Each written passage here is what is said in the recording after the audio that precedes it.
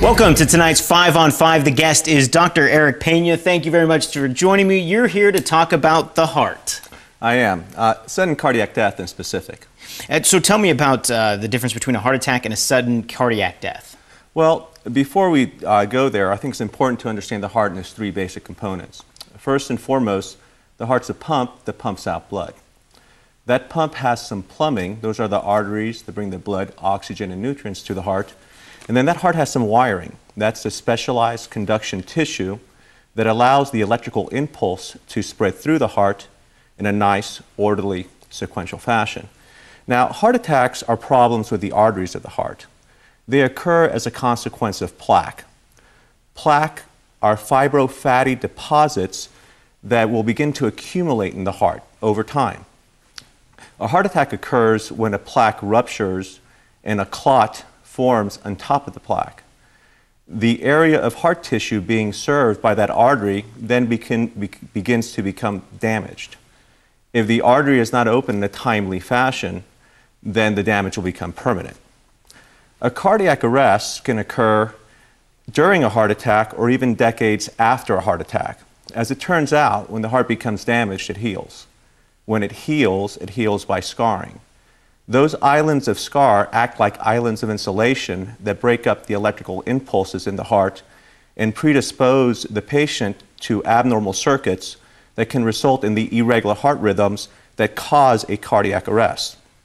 Those irregular heart rhythms will make the heart fibrillate or pump very erratically, such that it can no longer pump blood. The patient will collapse, and unless the heart is quickly defibrillated or shocked, death will quickly ensue. So how common is sudden cardiac death? It's very common. It's actually the most common cause of death in the United States, occurring anywhere between 250,000 to 300,000 people each year. Yeah, in Oregon itself, 5,200 patients died of sudden death in 2011. All right, we'll have a few more questions for you, including how some people can prevent sudden cardiac death in just a few moments. So stick around, more 5 on 5 right after the break. Welcome back to the 5 on 5. The guest is Dr. Eric Pena. We've been talking about the heart and sudden cardiac death. What can the average person do to prevent sudden cardiac death? Well, as it turns out, because most cardiac arrests occur outside of a hospital setting, our biggest opportunity to improve survival from sudden cardiac death really lies in the hands of the public or the community at large. Probably the most important thing that we can do is get trained in hands-only CPR and in the basic use of an automatic external defibrillator.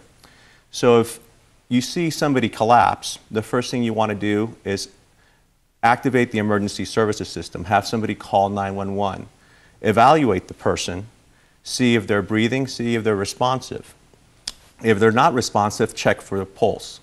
If you do not find a pulse, or if you're not trained to check for a pulse, immediately begin hands-only CPR, where you lock your fingers together and press down with the heel of your hand on the sternum about 100 times per minute or twice per second, pushing down about 2 inches, letting the chest completely recoil thereafter. You would continue that until somebody arrives with an automatic external defibrillator or the paramedics get there. If somebody does arrive with an automatic external defibrillator, then at that point you would put the patches over the patient's chest as illustrated in the voice prompts and on the diagrams on the automatic external defibrillator. The automatic external defibrillator will then analyze the rhythm and prompt you to give a shock. I think it'd be best at this point if we share the videos that I've included as part of this segment. The Vinnie Jones hands-only CPR, which is part of a public service announcement in Great Britain, and also the basic use of the automatic external defibrillator to further elaborate on this. Okay. How important is it for people out there to get the classes you offer them? There's a website, I understand, where... yeah, it's extremely important. I think it's important for everybody, but it's particularly important if you share a household with somebody with heart disease or somebody at risk for heart disease. And obviously those risk factors are going to include high blood pressure, diabetes, high cholesterol, smoking, obesity, family history of heart disease, or just a sedentary lifestyle. There is a website that is available through the American Red Cross. It's www.oregonredcross.org. And there's various classes being offered that take about 4 hours, where you get trained in basic CPR and also use of an automatic external defibrillator. All right, well, Doctor, thank you so much for taking the time to join us. We appreciate it. My pleasure. All right, that's it for the 5 on 5. More news right after the break.